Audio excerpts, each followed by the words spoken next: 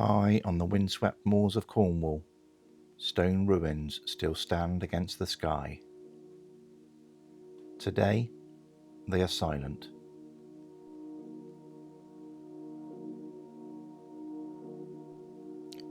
Reaching South Caradon today means following the old paths that miners once walked every day. What now feels remote and peaceful was once one of the busiest industrial landscapes in Cornwall.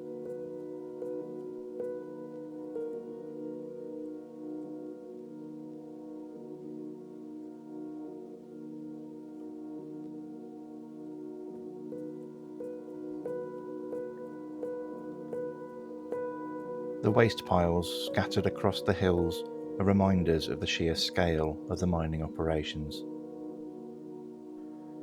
As the engine house slowly emerges from the landscape, it becomes easier to imagine the noise and activity that once filled this valley. Steam engines worked constantly here. Workers, horses, carts and machinery moved through these narrow lanes every day. Millions of tons of rock were dug from beneath the moor, searched for valuable seams of copper hidden underground. Even now, the ground still carries the scars of that industry. Hidden among the ruins are the remains of old passageways and access routes that once connected different parts of the mine. Walking through these spaces today feels strangely atmospheric. Cold stone, darkness, and silence. A complete contrast to the heat, noise and relentless labour that once defined life here. And beyond the tunnel, the engine houses finally reveal themselves,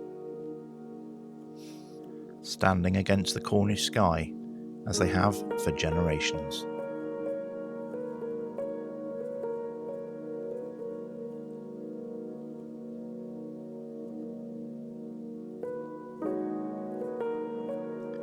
South Caradon sits near the edge of Bodmin Moor, close to the village of Minions.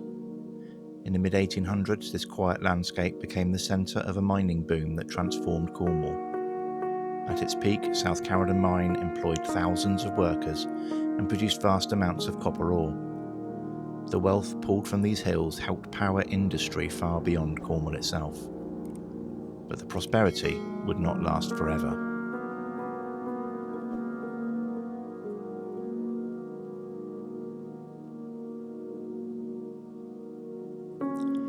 As copper prices fell, the mine slowly closed, and nature began reclaiming the landscape once again.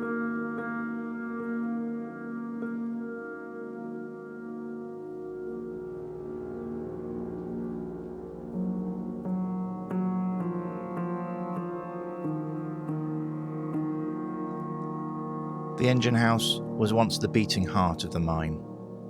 Massive steam engines inside these buildings powered pumps, lifted ore from deep underground, and kept the workings alive. Today, only the stone walls remain.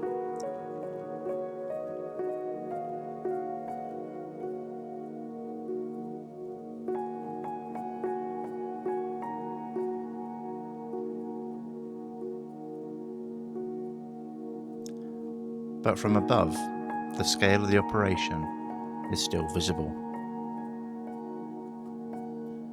Old tramways, spoil heaps, collapsed workings, all remind us of the extraordinary effort that once took place here.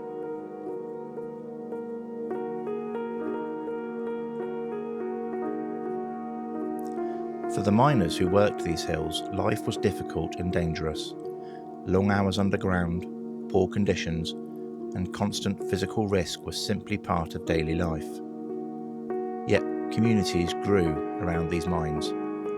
Families depended on them. Entire villages existed because of what lay beneath this moorland. Standing here today, it's difficult to imagine the noise that once filled this valley. Steam engines thundered day and night. Workers moved constantly between shifts and dressing floors. Smoke drifted across the hills. Now, only the wind remains.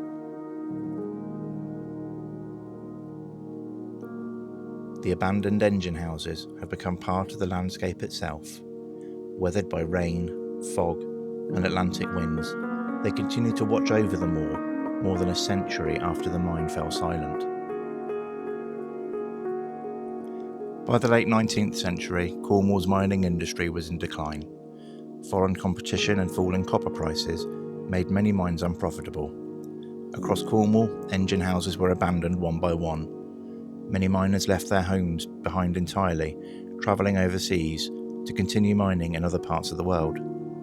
What remains today is more than industrial archaeology. These ruins are part of Cornwall's identity. They tell the story of the people who shaped this landscape through hard work, innovation, and survival. Today, South Caradon is quiet once again. The machinery is gone. The miners are gone. But the engine house remains. Standing alone against the Cornish sky, it continues to remind us of the lives, industries, and communities that once defined this landscape. And perhaps that is why places like this still capture the imagination, not simply because they are abandoned, but because they refuse to be forgotten.